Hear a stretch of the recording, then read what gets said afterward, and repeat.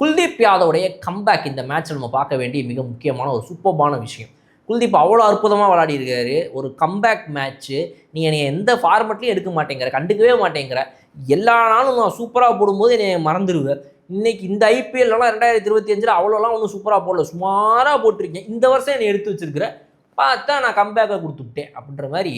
எப்போ வேணால் நீ என்னை நீ எடுத்த டெசிஷன் வேணால் நீ தப்பாக இருக்கலாம். நல்லா விளையாடிய பிளேயரெல்லாம் உட்கார வச்சு நீ என்ன எடுத்துருக்கலாம். நான் கேகேஆர் பிளேயர் அது இதுன்னு சொல்லி என் மேலே விருப்பப்பட்டோம் எதையோ நீ எடுத்துருக்கலாம்.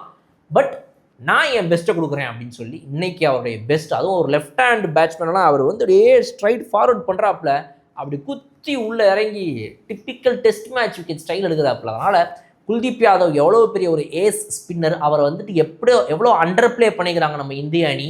இத்தனை வருஷமாக அவர் பல மேட்சஸ்லாம் யூஸ் பண்ணாமல் சும்மா ஒரு எப்பயாவது டைம் கிடைக்கும் போது ஞாபகம் வரும்போது, ஆமாம் உடனே நான் யூஸ் பண்ணல, உன் பேர் என்ன, குல்தீப் வா வா வா அப்படின்னு இவங்களுக்கு ஞாபகம் வரும்போதெல்லாம் கூப்பிடுவாங்கன்றது ரொம்ப ஒரு அநியாயம். இப்படிப்பட்ட ஒரு எக்ஸ்ட்ராடினரி பவுலருக்கு. பட் அவருடைய பெஸ்ட்டை எப்போ அவர் கொடுத்துட்டே இருக்கிறாரு. இந்த அடி வாங்கினதுக்கு அப்புறமாவது புத்தி கொஞ்சமாவது வேலை செஞ்சு இவரை டெம்பரரியாக இல்லாமல் ஒரு பெர்மனண்ட்டாக இந்தியனுடைய ஏதாவது ஒரு ஃபார்மெட்லையாவது ஒழுங்காக ஓடிஐ ஆர் T20 தயவு செய்து அவரை விளையாட வைங்கிற ஒரு வேண்டுகோள் இந்த வீடியோ உங்களுக்கு மறுபடியும் வைக்கிற மாதிரி இந்த வீடியோலையும் வைக்கிறேன்.